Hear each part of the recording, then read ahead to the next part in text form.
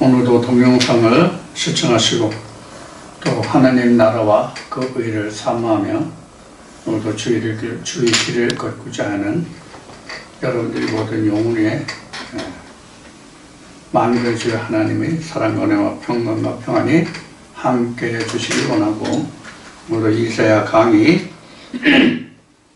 계속으로 오늘은 이사야 63장으로 여러분들과 함께 하겠습니다. 오늘이 벌써 4월 6일이네요. 주일은 4월 첫 주일이고 일반 그 교회에서는 지금 고난주일인가 사순 지나고 고난주일인가 그러고 다음 주쯤 부활절인가 그렇게 이제 예배를 드리겠죠. 우리는 이번 세상의 절기가 지켜지지 않자 우리는 상관없이 지나가고 있습니다. 우리는 이미 그 절기가 다 지나갔기 때문에 그렇죠. 자, 오늘 4월 6일 이사야 강의 계속해서 그 63장을 여러분들과 함께 나누기로 하겠습니다.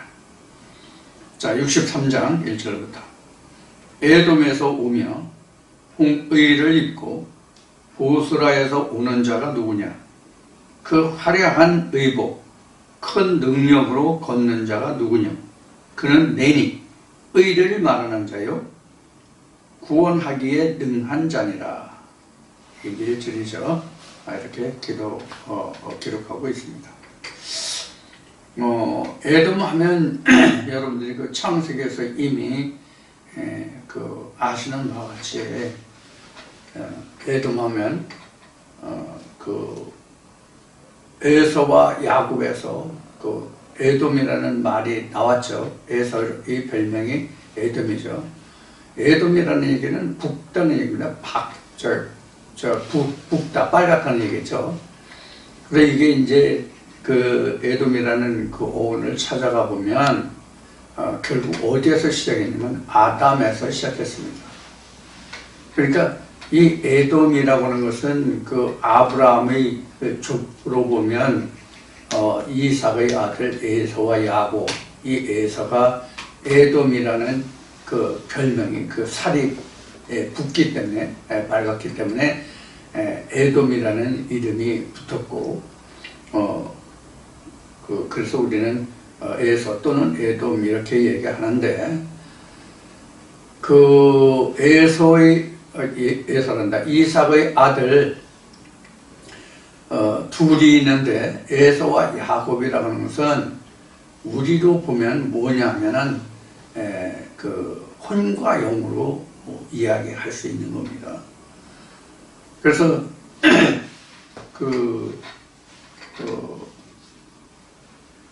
어미가 에서와 야곱에서 그 어미가 도와서 야곱을 에서가 받을 그 축복을 그 동생 야곱이 받도록 그 어미의 도움을 받죠.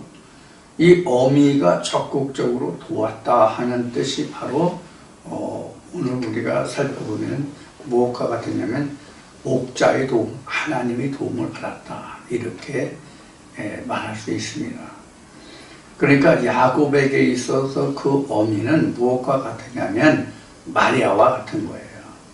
그런 의미가 거기에 들어있습니다. 그래서 우리가 에돔 하면 아브라함, 이삭, 야곱 이런데 야곱의 형이 에서였죠. 그래서 에서와 야곱의 그 형제를 생각할 수 있습니다. 기본적으로 보면 그렇죠. 자, 아브라함이 되고 아브람 때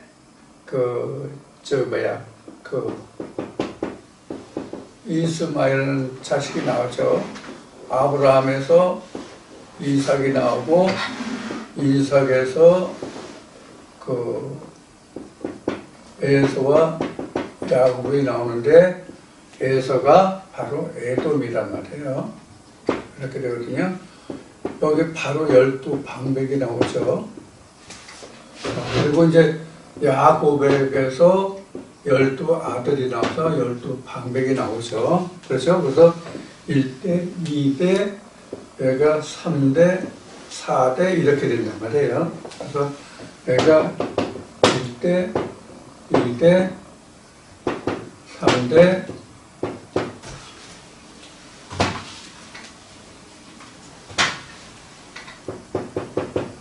4대 이렇게 나오거든요. 그래서 하나님이 창세기에서 아브라함에게 가나안을, 그래서 결국은 여기가 이제 가나안이라고 봐야 되겠죠. 그래서 그 아브라함 때 여기에서 가나안 축복을 했을 때 4대 후에 주겠다는 것은 바로 이런 의미가 됩니다.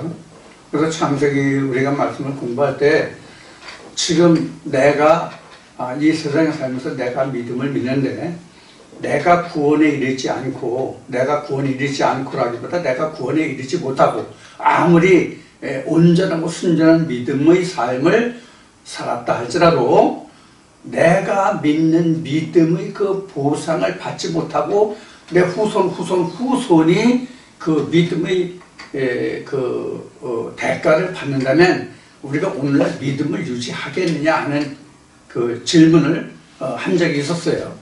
지금도 이런 질문을 하고 싶어요.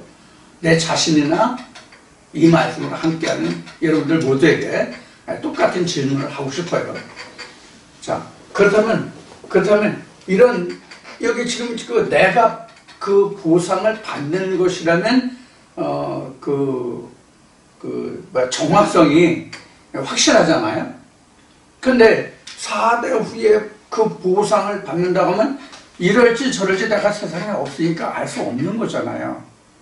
그렇다면 이렇게 오늘날도 성경을 해석한다고 하면 오늘날 이러한 믿음을 가질 자가 있겠느냐 하는 질문을 하고 싶다는 얘기예요. 여러분들 생각은 어때요? 여러분들 그렇다면 내가 지금 온전하고 순전한 삶을 살아 정말로 순전한 하나님과 예수와 그 성령의 삶을 살아 함께하는 삶을 살아. 그런데 그 믿음의 대가가 내 자식의 자식대에 가서 그 보상을 받을 수 있다고 한다면 오늘 우리 이러한 믿음을 유지할 수 있을까요? 물론 이제 그런 사람도 있겠지만 내가 받지 못하고 내가 후손들 중에서 받는다고 하면 아마 오늘날 같은 믿음의 그 삶을 살아갈 사람이 그다지 많지 않으리라고 봐요. 내 생각에서. 나 자신부터 그래요. 우선 나부터 살아야지 무슨 후손은 어떻게 될지도 모르는데 그 자손을 위해서 내가 지금 뭘 하겠냐 이런 생각을 할 수 있단 말이에요. 자, 그래서 지금 그 에돔이 나왔는데 에돔이 바로 이 사람이 에돔이란 말이에요. 그러면 지금 우리로서는 이 에돔이 뭐냐면 마음이에요. 우리 마음이라고. 이게 형이 되는 거죠. 이게 이제 결국 이게 이제 영이 되는 거고요. 그래서 이제 동생이 되는 거죠. 이 후형 먼저 낳고 나중 낳고거든요. 이게 이제 창세기로 거슬러서 창세기 4장으로 가면 가인과 아벨이라면 아벨은 지금 없는 거예요. 창세기 4장에서는 죽었다라고 성경에는 동생이 있는데 죽었다라고 하지만 사실은 이 아벨이라는 그 의미가 없다는 뜻이거든요. 그래서 없는 거예요. 그래서 우리에게도 지금 이 야곱이 사실은 없어요. 아벨이 없어요. 없기 때문에 창세기 4장에서 그 뒤에 가서 그 셋이 다시 아벨 대신에 셋이라는 자식이 태어나죠. 그래서 셋이라는 자식이 태어났을 때 비로소 여호와 하나님의 이름을 불렀더라 하는 것이 바로 그런 뜻이 돼요. 그래서 뒤에 나중에 되어질 일이 즉 야곱이에요. 하나님의 언약으로 나아져요. 그래서 우리가 그동안 이사 공부를 하면서 봤듯이 야곱에서 제권을 떠난 자 이렇게 되잖아요. 그래서 이제 그런 의미가 되는 거고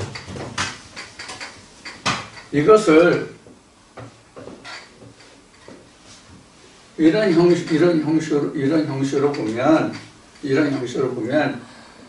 여기가 야곱이고 여기가 에서예요. 본래는 여기가 에서예요. 여기가 야곱이고요. 이것을 아브라함이 쳐다보면 여기가 사라가 되고 여기가 하가가 되고 이제 이렇게 되는 거죠. 아브라함을 쳐다보면 이런 이제 관계를 쭉 우리가 그 성전 모양으로 지금 동그라미 그래 이런 모양으로 살펴서 그 말씀에 따라서 이건 이렇게 대조해보고 이건 이렇게 대입을 시켜보고 이렇게 해서 우리가 성경이 우리에게 주는 교훈이 뭐냐 하는 것을 우리가 살펴볼 수 있으면 됩니다. 그래서 지금 이런 이야기를 지금 하는 거예요. 이걸 다 이야기하자면 시간이 많이 걸리니까 그동안 우리가 공부한 게 있으니까 그런 걸 참조해 주시길 바라고요. 그래서 에돔에서 오며 홍옷을 입고 보소라에서 오는 자가 누구냐 이렇게 얘기했는데 이것을 결국은 따지면 우리 마음의 속에서 우리 마음속에서 그 일어나는 일들을 그리고 있는 거예요. 우리 마음속에서 일어나는 일들이라는 것은 뭐냐면 성령이 교회에 들어가시는 말씀을 듣고 그 말씀에 의해서 내 마음에서 일어나는 일들이에요. 결국 따지면 뭐냐면 아브라함 집에서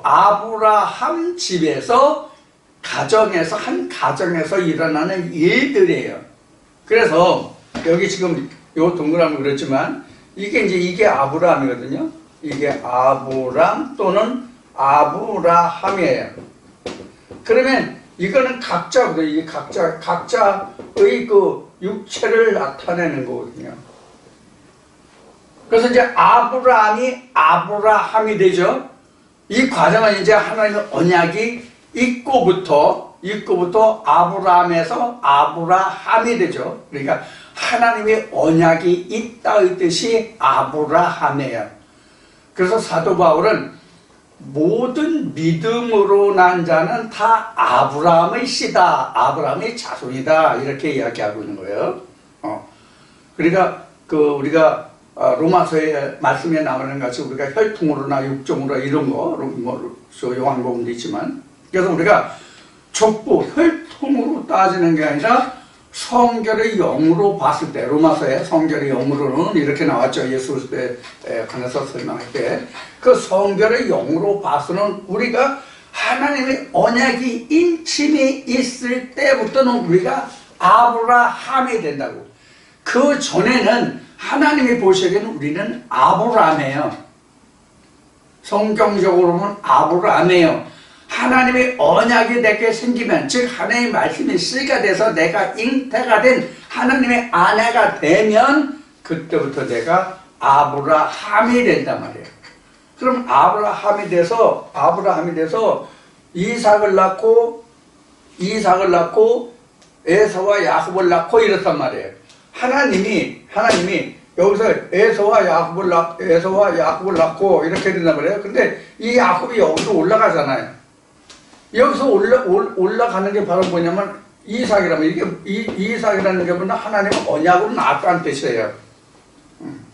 그래서 에서와 여기서는 야곱과 에서를 이렇게 했지만 실제로는 에서와 야곱이 여기 동시에 있는 거로 내 안에서. 그런데 여기서 야곱이 얼른 이해가 안 되기 때문에 뭘 예를 들었어요? 창세기 4장에 가인과 아벨의 예를 들었단 말이에요. 그래서 창세기 4장에서 가인과 아벨의 예가 아브라함에게 와서 뭐로 나타나냐면 에서와 야곱으로 나타난 거예요. 그럼 이삭은 누구냐? 이삭은 하나님의 위치에 있는 거예요. 그래서 이삭이 8일 만에 하나님께 제물로 드려지는 그러한 그림이 난 겁니다. 그 8일 만에 할례라는 이야기예요. 8일 만에 할례를 받는 예수 그리스도예요. 그래서 이삭이 그 예수의 상징을 하는 거예요. 그러니까 지금 그 에서와 야곱이라는 것은 하나님의 시대를 이야기하는 거예요. 하나님의 시대. 그 시작이 아브라함, 이삭, 에서와 야곱, 그 열두 앞에 이렇게 되는 거죠. 그 관계를 지금 여기서 설명하고 있는데, 지금 설명하는데, 이러한 관계를 여러분들이 염두에 두고 있다면, 지금 여기서 에돔에서 오며 홍해를 입고 보스라에서 오는 자가 누구냐, 이런 말씀을 이해하실 수 있다는 그런 의미에서 지금 그 설명을 드린 거예요. 그러면 에돔이라는 것은 사실 그 이스라엘 백성이 출애굽할 때로 보면 이 에돔에서 온다는 것은 그 세일 땅을 얘기해요. 세일 땅 같은 세일 땅이 그 에사가 살고 있다는, 에돔이 살고 있다는 지경이잖아요. 그래서 출애굽할 때 이스라엘 백성들이 야곱의 족속들이 거기 그 지나갈 때 하나님이 그들과는 충돌하지 말라는 말씀을 하시잖아요, 하나님이. 그래서 그 세일 지방을 그냥 지나가게 되죠. 그런 그런 것을 여러분들 떠올리시면 쉽게 이해를 할 수 있을 거예요. 그래서 여기서는 에돔에서 오며 그러니 이렇게 기록하고 있으니까 지금 말씀드린 대로 에서의 그 출애굽 때의 그 요점을 생각하면 그 에서가 살고 있던 그 지경을 이렇게 생각하실 수 있을 수 있기 때문에 이것을 세분해서 이렇게 말씀드린단 말이에요. 이런. 그래서 우리 마음이라 하는 것을 그래서 말씀드린 거고요. 그래서 에돔에서 오며 홍의를 입고, 이 붉은 옷인데, 홍의는 붉은 옷인데, 우리가 성경에서 붉은 옷이라고 하면 자주색이나 붉은색은 고급 관료들이나 왕들이나 또 홍이라는 것은 죄의 옷이잖아요. 그 붉은색이. 그래서 예수도 그 홍포를 입었다고 우리가 이제 고난주의를 얘기했지만 앞에 홍포를 입었다는 그 찬송가 가사가 나오잖아요. 그래서 빨간 옷을 입었다는 것은 바로 세상에 물들었다는 얘기예요. 그래서 에돔이나 홍이라는 것은 사실 같은 의미로 봐도 돼요. 세상에 물든 자들. 그럼 뭐예요, 오늘날은? 그래서 지금 에서와 야곱과 지금 가인과 아벨의 관계에서 예를 들어서 지금 설명을 드리고 있는 거고요.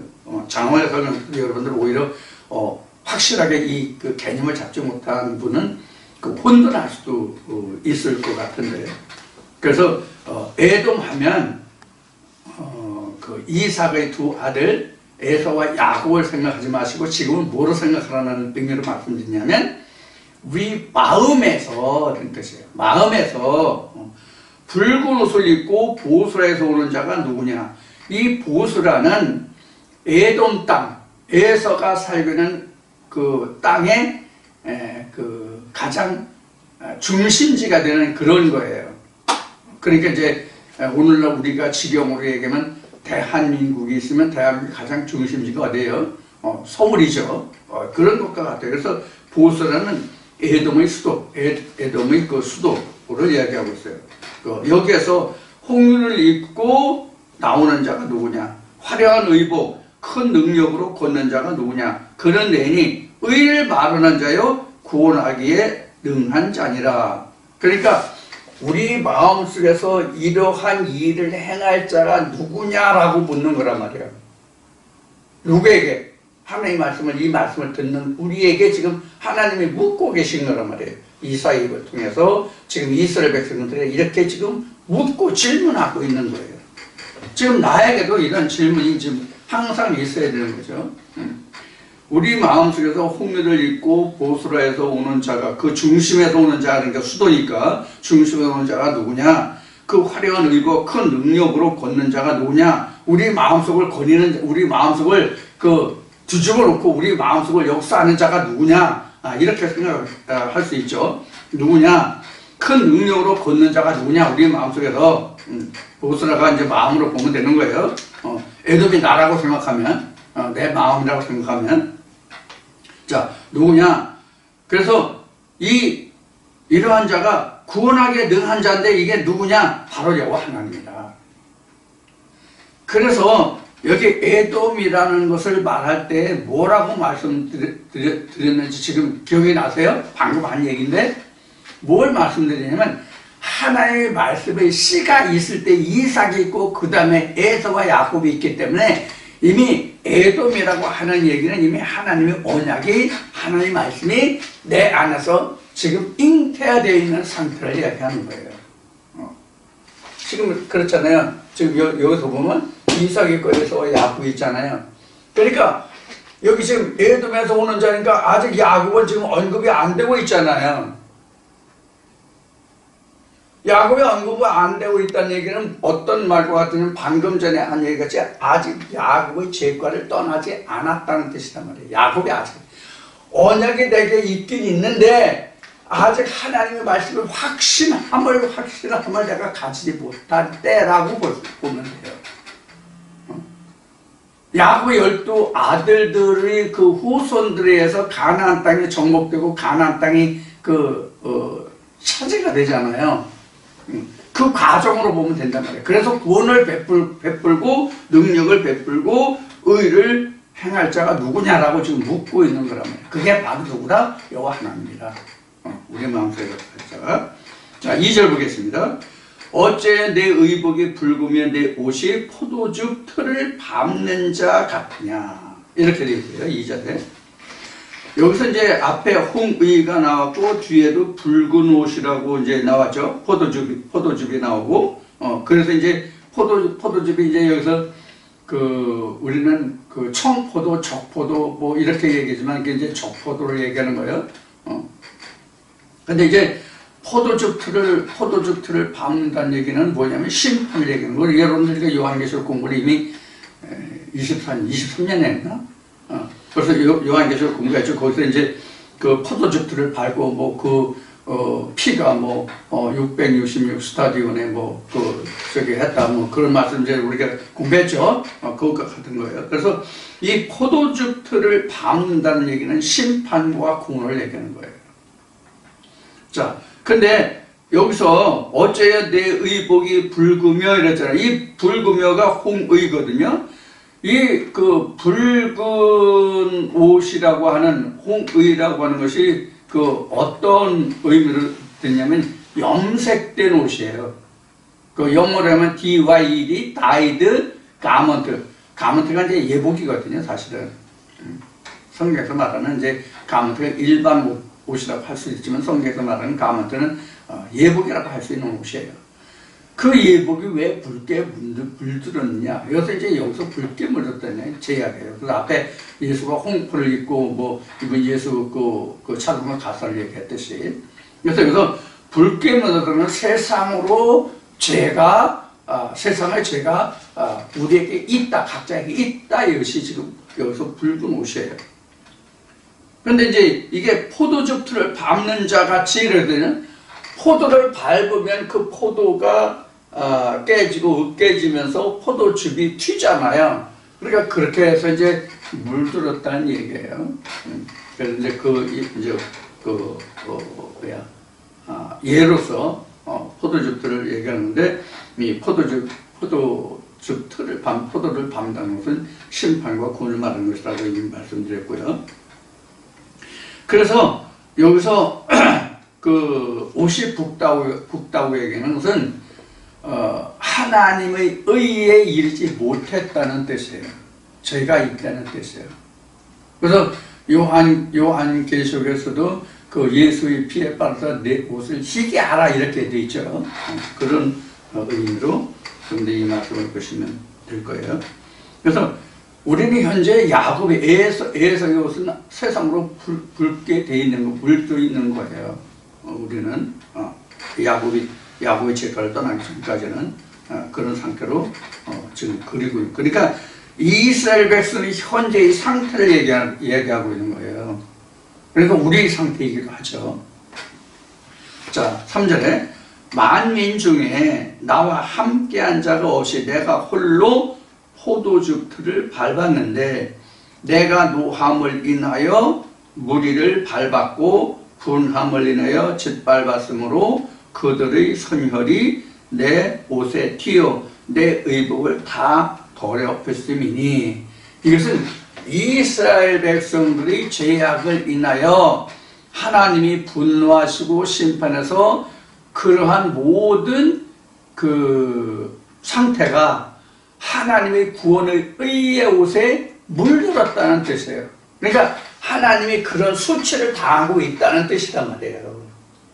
하나님이 욕을 당하고 있다는 뜻이란 말이에요. 하나님의 손가락질을 받고 있다는 뜻이거든요. 제가 전에 그런 얘기를 많이 했죠. 하나님은 하나님을 믿는다는 사람들에 의해서 손가락질을 받고 수모를 당하고 그런다. 믿지 않는 사람들은 절대로 그렇지 않다. 이런 얘기를 했죠.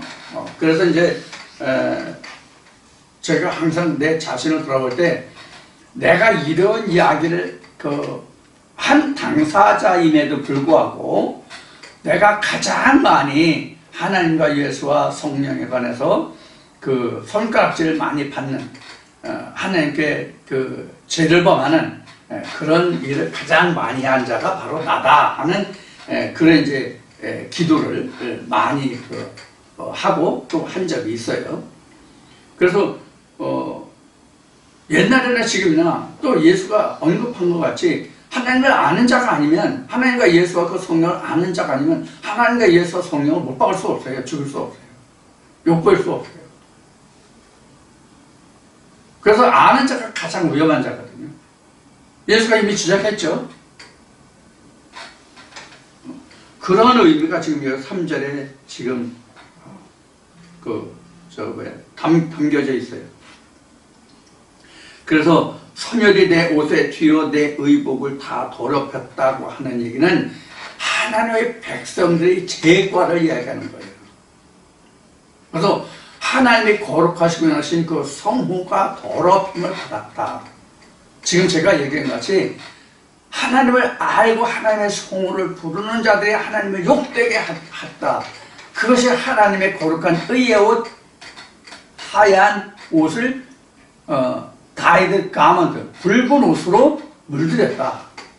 이렇게 지금 설명하고 있는 거예요. 그러니까 이게 지금 결국은 이사야가 유다 백성들을 향해서 너의 죄가 이래서 너의 죄와 허물이 이래서 하나님이 이렇게 그 욕을 당하고 하나님이 분노하셨고 하나님이 진노하셨다. 이런 얘기를 하는 거예요. 그러니까 성경에 쭉 이사야 공부를 하면서 다른 성경 말씀도 다 마찬가지지만 하나님이 이 이스라엘 백성들의 이혼 증서를 써주고 하나님이 이스라엘 백성들의 아무 죄와 허물이 없는데 하나님이 스스로 진노하셔가지고 이스라엘 백성의 죄와 벌을 주고 이런 것이 아니라는 얘기예요. 그러니까 다 인간이 잘못한 거지 그 중에서 하나님의 택함을 받고 하나님의 사랑을 받은 자들이 잘못한 것이지 하나님 자체가 노하시고 분노하셨다는 뜻이 아니란 말이에요. 우리가 이것을 분명해야 된다. 이게 이제 이사야 5장을 제가 많이 말씀드렸는데 우리가 하나님의 언약을 입었다는 것은 은혜를 입었다는 것은 바로 뭐냐면 우리를 하나님이 극상품의 포도나무로 심었다는 뜻이거든요. 출애굽이나 이런 다른 신명기나 이런 말씀은 내가 너희를 독수리 날개로 업어 날랐다고 하는 말씀과 같은 것이거든요. 그런데 그들이 하나님을 떠나서 이방신을 쫓고 배반했기 때문에 하나님이 분노하셨고 진노하셨단 말이에요. 그러니까 하나님과 이스라엘 백성들 간의 그 사이가 난 것이 하나님을 인해서가 아니라 이스라엘 백성들의 죄와 허물을 인해서 사이가 났다는 뜻이에요. 하나님은 한 번도 이스라엘 백성들에게 스스로 진노하시고 분노하신 기록이 없다고 성경에는. 이스라엘 백성들이 스스로 하나님을 떠났지. 그게 그들의 죄와 허물에서 그들에게 돌아간 벌이에요. 이게 이사야 5장으로 보면 극상품 포도나무로 있을 때는 하나님이 우리에게 울타리가 되어주셨는데 신포도를 맺으니까 하나님은 울타리가 되지 못한 거예요.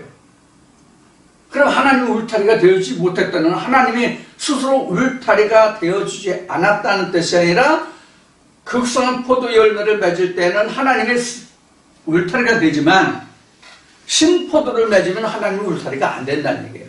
이게 내가 떠났던 얘기. 이게 창세기로 거슬러 올라가면 에덴 밖에 하나님은 하나님이 아담과 하와를 에덴 밖으로 내어보냈더라 이렇게 되어 있지만 실제로는 하나님이 내보낸 것이 아니라 내 스스로 나온 거예요. 이게 무슨 뜻인지 우리 진짜 깊이 생각해야 됩니다. 하나님이 우리를 내어보내지 않아요. 절대로 내어보내지 않아요. 이게 무슨 얘기냐면 하나님의 백성에게 죄를 주지 않는다는 얘기예요. 이스라엘 백성들 스스로가 죄를 범해서 하나님 밖으로 튕겨져 나가는 거예요. 에덴에서 잊지 못하고 나가는 거예요, 스스로. 이게 창세기 3장의 말미에 기록된 그들 에덴 밖으로 내어보내고 그 근본진 토지를 갈게 하였다는 뜻이란 말이에요. 이거 우리 진짜 깊이 잘 생각해야 돼요, 우리가. 하나님이 우리를 내어보내는 게 아니라 우리가 하나님을 배반했다니까, 스스로. 그거를 어떻게 이스라엘 백성들이 그러한 일을 했는지를 보여주시게 이스라엘 역사고 지금 이사야가 지적하고 있는, 설명하고 있는 말씀이에요, 지금. 우리는 이거를 지금 깊이 생각해야 된다. 지금 내가 믿음에 있잖아요? 믿음이 있는데 믿음에서 떠나면 하나님이 내게 울타리가 되어주지 못하시는 거예요. 울타리가 되고자 해도 울타리가 될 수 없어. 내 스스로 나왔으니까.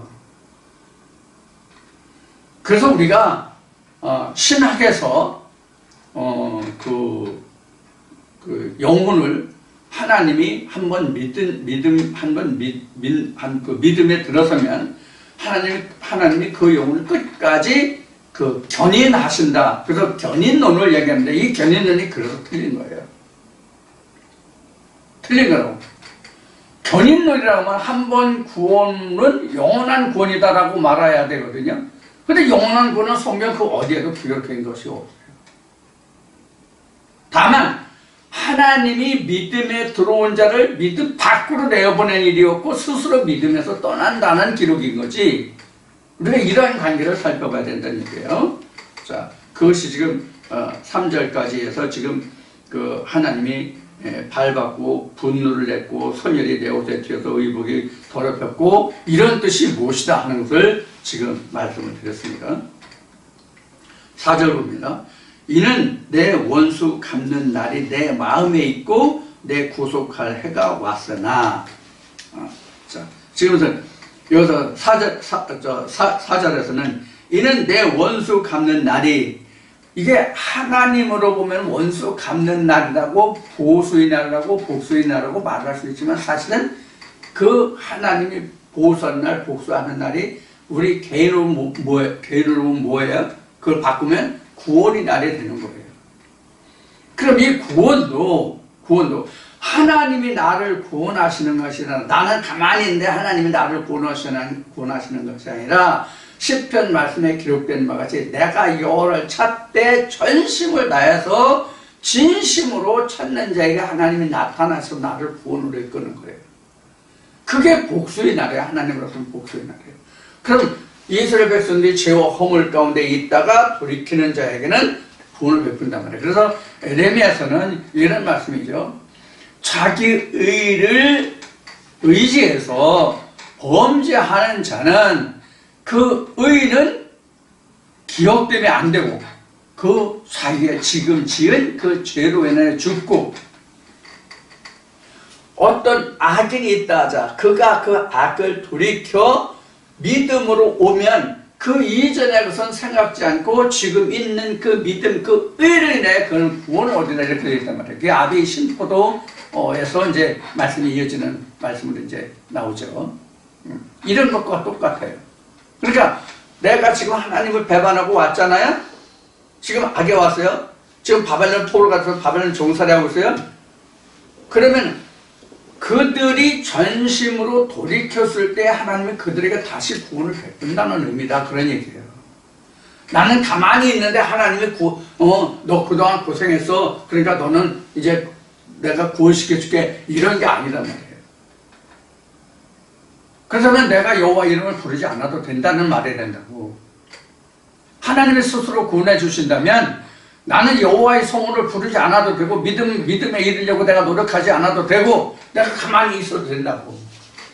그럼 성경에 어느 성경에 그런 말씀이 있냐고? 없단 말이에요. 그래서 이제 여기 이제 4절 말씀이 바로 그런 뜻이에요. 그래서 구속할 해가 왔으나 5절에 내가 먼저 도와주는 자도 없고 붙들어주는 자도 없으므로 이상히 여겨 내 팔이 나를 구원하며 내 분이 나를 붙들었습니다. 이게 뭘 얘기하냐면 이제 이사야 앞에서도 이미 나왔지만 누구 하나 하나님의 의와 공의를 전하는 자도 없고 그 일을 말하는 자도 없고 그래서 내가 이것을 이상히 여겼다는 말씀을 우리가 이미 공부했어요. 이사야에서. 마찬가지로 여기도 이제 그런 의미예요. 5절에. 구속할 때가 됐는데 즉 이스라엘 백성들이 바벨론 포로가 70년으로 예정되어 있었잖아요. 에레미야서나 다니엘서 보면. 그래서 그 70년이 무슨 뜻인지를 다니엘이 이제 풀었을 뿐인데 그것이 결국 이제 창세기 1장으로서 1절의 역사죠. 이스라엘 백성은 70년 포로 생활했지만 이게 요한계시로 와서는 세 때가 지나는 그 과정을 의미하고 있죠.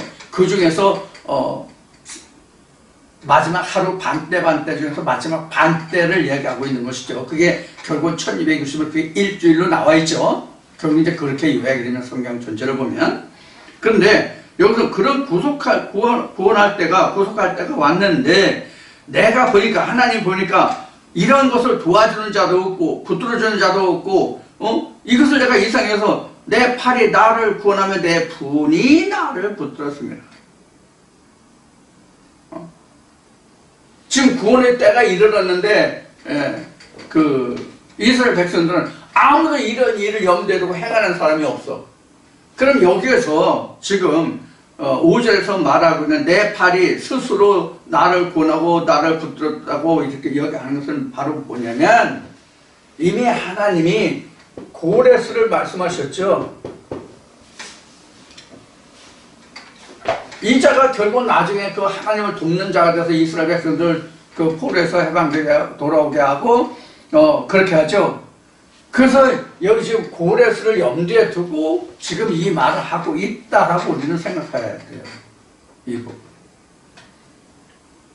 그래서 이 고레스에서 이스라엘 백성의 놓여가지고 학사 에스라라든가 이런 사람들이 와가지고 이스라엘 중건하고 이스라엘 백성들에게 율법을 잃어버린 이스라엘 백성들에게 율법을 가르치고 이런 과정이 나오죠. 에스라서 같은 데 보면 바로 이제 이런 것을 우리가 이 말씀에서 볼 수 있어요. 자, 이렇게 하나님이 이스라엘 백성들은 하나님 앞에 범죄해서 하나님을 떠나 있었지만 하나님은 항상 그들을 돌아오기를 기다린 거예요. 여기서 구속할 때가 왔으나라는 것은 70년이 찼다는 얘기거든요. 지금 70년이 다 되고 지금 이르러고 있다는 얘기거든요. 그런데 이스라엘 백성들이 하나님을 떠나서 이것을 잃어버리고 있단 말이에요. 그래서 심지어 레위 족속 제사장 족속들도 바벨론 땅에서 현지 여자와 결혼해가지고 처자식을 거느리고 가정을 이룬 자들이 있다고요. 그래서 이 자들이 다시 돌아와서 오늘날에 되면 이혼하고 다시 와서 레위 족속들이 다시 결혼하고 가정을 이루는 그런 것들이 성경에 기록되고 있잖아요. 이게 이런 면면들을 다 우리가 연상해 봐야 돼요. 생각해 봐야 돼요.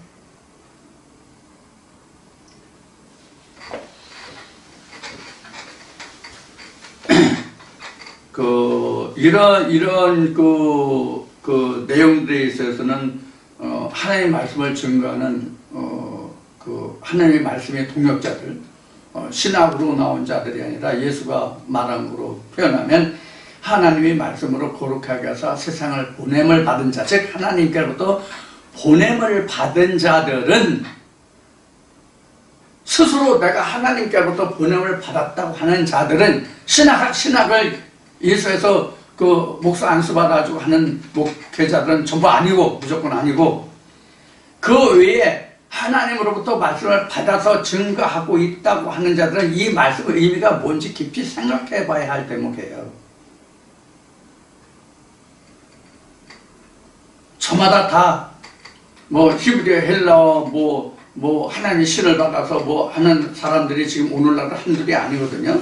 우리 대한민국만 해도 한둘이 아니에요. 이런 사람들은 지금 여기 5절에서 기록하고 있는 이 말씀의 뜻이 내면이 그 이면이 무엇인지 안과 밖으로 살펴볼 얘기들이 굉장히 많아요. 자, 그런 것은 저에게 국한된 것이기 때문에 이렇게만 이제 말씀드릴 수 있고요. 그래서 내가 본즉 도와주는 자도 없고 붙들어주는 자도 없으므로 이상에게 내 팔이 나를 구원하며, 즉 내 팔이라는 것은 스스로 하나님의 의의 오른손이란 말이에요. 그래서 내 팔이라고 하는 손, 하나님의 의의 오른손이 구원하며 내 분이 나를 붙들었습니다. 이렇게 6절, 내가 노함을 인하여 만면을 밟았으며 내가 분함을 해 그들을 취하게 하고 그들의 선혈로 땅에 쏟아지게 하였느니라. 이렇게 이제 6절에 기록하고 있는데, 내가 분함을 인하여 만면을 밟았으며 또 내가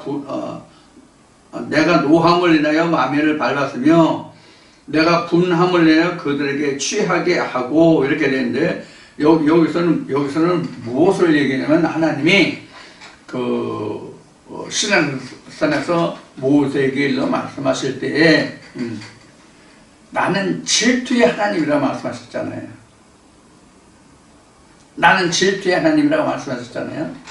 그래서 여기서 지금 내가 노하고 분했다고 하나님이 말씀하시는 것은 무엇을 얘기하냐면, 내 백성이 다른 이방신에게로 감을 인해서 내가 그들을 질투했다 이 뜻으로 해석하면 딱 맞아요.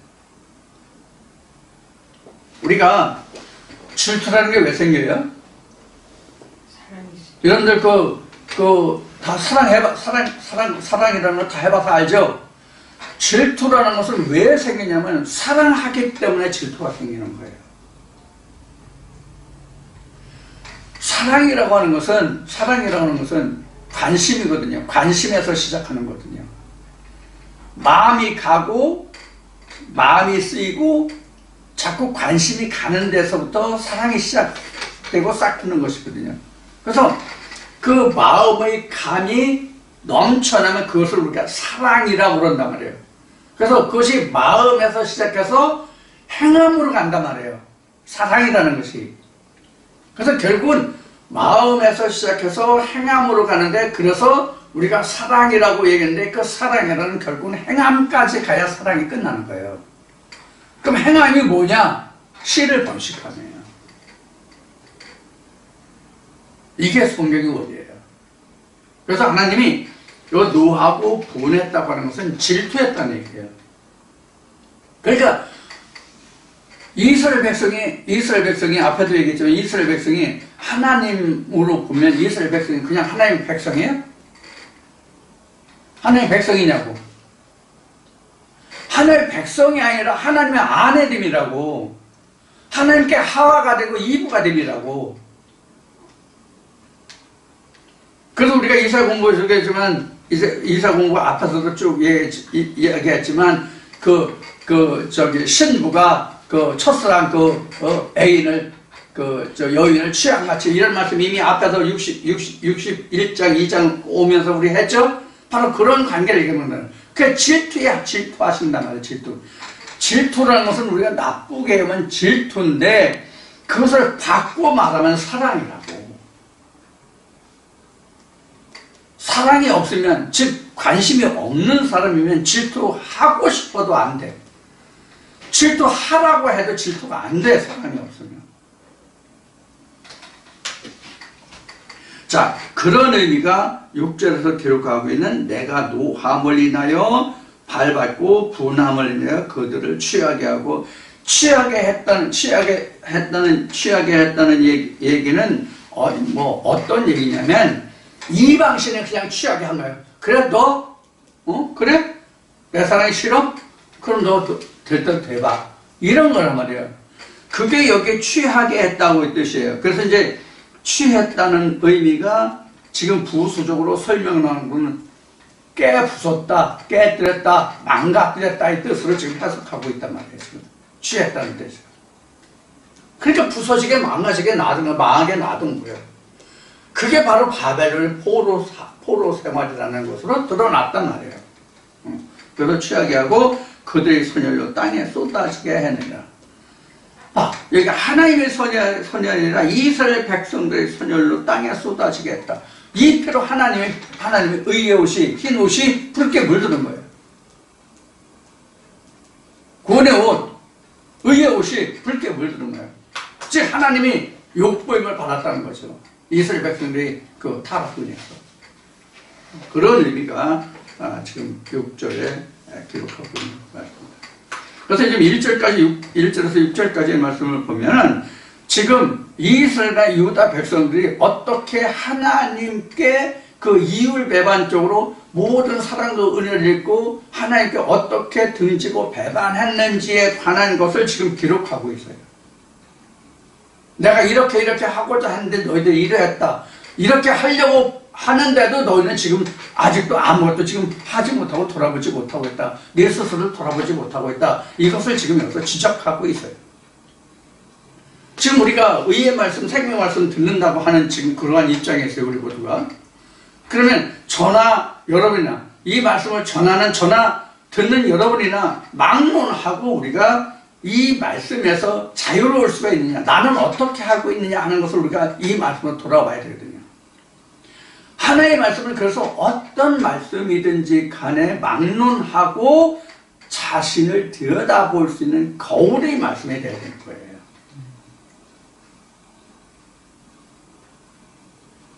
그래서 그 첫 1차는 이 말씀이 각자 자신을 들여다볼 수 있는 거울의 말씀이 되고, 거울은 스스로 자기 자신을 보는 거죠. 상대방을 보는 게 아니죠. 거울은 고린도 13장에 있는 말씀같이 거울은 자기 자신을 보는 거예요.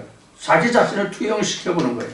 그래서 하나님의 말씀이 1차적으로는 자기 자신을 투영시키는 거울이 되고, 그 다음에 거울을 빼고 하나님의 실상으로 들어가서 내가 그 입장이 되는, 하나님 입장이 되는 그 관계까지 가야 하나님의 말씀을 내가 앞에 시작할 때 모두에 잉태했다는 말을 했는데, 그 과정까지 가야 내가 그 말씀이 잉태됐다고 말할 수 있는 거예요. 내가 하나님의 의의 말씀을 들었다, 이렇게 깨달았다, 이렇게 알았다, 그 자체가 잉태고 내가 하나님의 은혜 안에 들어가고 내가 야곱이 있어야 되고 이런 게 아니란 말이에요. 에서가 야곱이 되고 야곱이 있어야 되는 거잖아요. 사실 한 사람 내 영혼을 놓고 보면, 아브라함, 이삭, 야곱을 얘기했지만 사실 나 하나로 놓고 보면 내 마음이 먼저 된 자 형 에서가 야곱이 되고 야곱이 이스라엘이 돼야 되는 거잖아요. 그 관계를 지금 63장 1절부터 6절까지 말씀 속에서 우리가 찾아볼 수 있는 거예요. 이것을 다시 얘기하면 표면적인 이스라엘이 이면적 이스라엘로 되어가는 과정이란 말이에요. 표면적 이스라엘에서, 즉 에돔에서 이면적 이스라엘 야곱으로 넘어가는 과정에서 우리가 이런 하나님의 은혜를 하나님이 베풀려고 해도 이것을 찾고 구하는 자가 없다는 뜻이에요. 그래서 에레미야 10장에 보면 에레미야에게 하나님이 이렇게 말씀해요. 에레미야를 통해 하나님이 이렇게 말씀하신다고요. 너희가 예루살렘 거리를 빨리 왕래해서 찾아가라. 의인 한 명이 아니라 하나님의 의를 구하는 자 단 한 사람이라도 있으면, 창세기에서는 소돔과 고모라 땅에서는 의인 10명이 없어서 소돔과 고모라가 멸망을 받았잖아요. 근데 에레미야서는 유다에 관해서 하나님이 진노를 내리신다고 하셨을 때에 의인 하나가 아니라 하나님의 의를 찾고 구하는 자, 즉 하나님을 전심으로 찾고 하나님이 무엇인지 누구인지를 알고자 하는 자 단 한 사람이라도 있으면 유다에게 내리기로 한 진노를, 즉 느부갓네살 왕 바벨론의 식민 지배하에 들어가는 멍에를 매는 그 진노를 내가 면하겠다, 사겠다, 이렇게 말씀하실 정도로. 그러니까 우리가 이 사역을 우리가 단순히 볼 것이 아니라 지금 말씀드린 대로 나는 지금 이때 당시에 유다 백성들과 비교했을 때 나는 지금 어떠한 처지와 입장이고 내 마음에 믿음의 자세는 무엇인가 하는 것을 우리가 살펴볼 수 있는 그 진정한 거울의 말씀이 되어야 한다 하는 얘기예요. 항상 하나님의 말씀을 들을 때 우리는 거울이 돼야 돼요. 자기에게. 나는 지금 이 말씀에 비해서 어떤가. 그런 것을 지금 이 말씀에서 좀 강조를 해드리고 싶고요. 자, 조금 더 보겠습니다. 내가 여호와께서 7절에요. 내가 여호와께서 우리에게 베푸신 모든 자비와 그 찬송을 말하며 그 긍휼을 따라 그 많은 자비를 따라 이스라엘 집에 베푸신 큰 은총을 말하리라. 이게 이제 하나님의 구원을 입은 자예요. 즉 이게 뭐냐면 흥을 입고 지금 그 구원을 베풀 의를 베풀 그런 자가 지금 이르는 말이에요. 즉 전도자의 말이에요. 성경 제목으로 얘기하면 전도서 나오죠. 전도자의 말이 나오죠. 전도자의 말이에요. 전도자는 여기서는 이사도 될 수 있고 하나님의 그 성령일 수도 있고 지금 이 말씀을 전하는 이사야일 수도 있고 이런 거죠. 전도자의 말이에요. 그래서 내가 여호와께서 우리에게 베푸신 모든 자비와 찬송을 말하며 그 긍휼을 따라 그 많은 자비를 따라 이스라엘 집에 베푸신 큰 은총을 말하리라.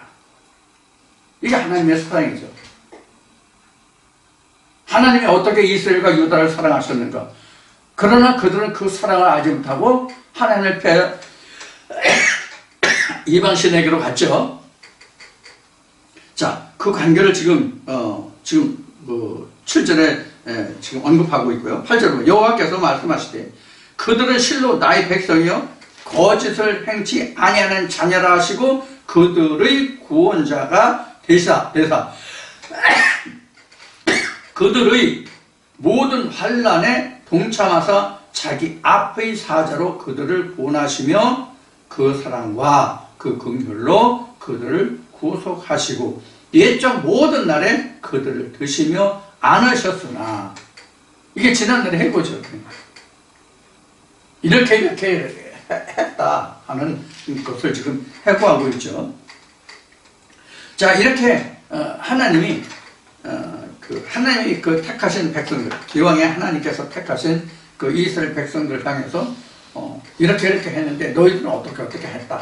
지금은 어떠하다. 이렇게 지금 말씀하고 계신 겁니다. 그래서 이제 이사야서가 지금 클라이막스에 지금 정점에 지금 이르고 있는 거예요. 벌써 이제 63장이니까 이제 4, 5, 6, 3장뿐이 안 남았죠. 63장 하면 66장까지 있으니까 4, 5, 6 이제 3장을 남겨놓고 있는데 그래서 이스라엘 백성들을 지금 정점에 이르러서 이스라엘 백성이 너희들이 어떠 했고 내가 어떻게 했고 지금은 어떠다라고 지금 말씀해 주신 부분이다 하는 얘기예요.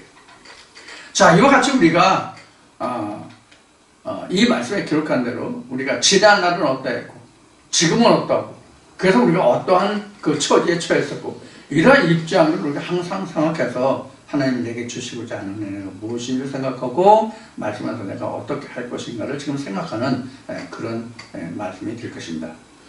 자, 지금 여기까지 지금 하고 8, 9절부터는 잠시 쉬었다가 다시 시작할 때 다시 조금 더 언급을 하기로 하겠습니다. 잠시 후에